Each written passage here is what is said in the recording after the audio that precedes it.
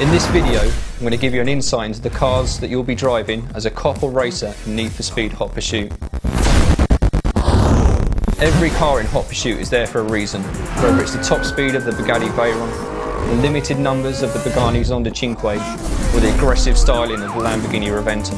We also included a few cars because of their unique iconic status, such as the Ford Crown Victoria, probably the most famous police car in the world, or the McLaren F1, which was the fastest production car for over 10 years.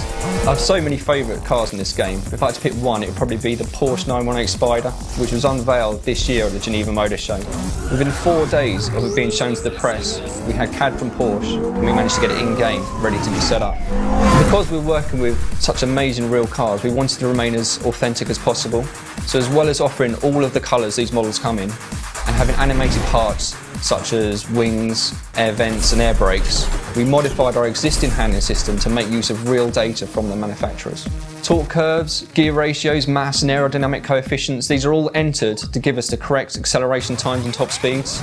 Using real data in this way has also allowed us to implement slipstreaming for the first time, which is the ability to accelerate faster by reducing drag when you're driving closely behind another car.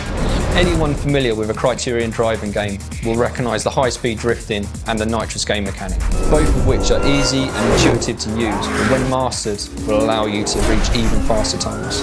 Drift can now be triggered in 3 different ways: by blipping the throttle, by holding the brake, or tapping the e-brake. Selecting the most appropriate method is down to player choice as much as how tight the bend is in the car you're driving. To drift well, you're going to need to anticipate the bend coming up and hold as shallow a line as possible. We have a new nitrous system in Hot Pursuit with different types for cops and racers. Nitrous is very important for Hot Pursuit to ensure that the race chase gameplay is as fun and as balanced as possible. So the first stage of balancing the cars in Hot Pursuit was to break them down into 5 separate tiers.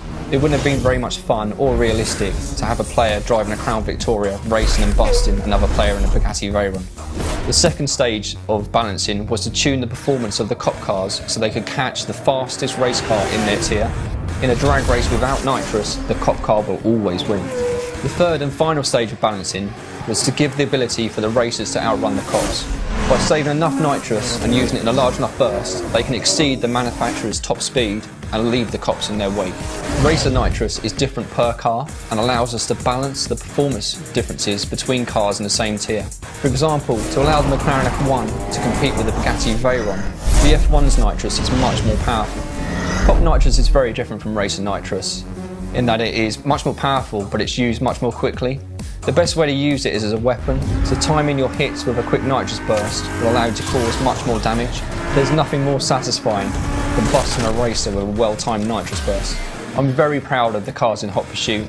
They look and sound amazing, and our unique way of balancing the cars means that unlike other driving games, players can choose their favourite car and remain competitive.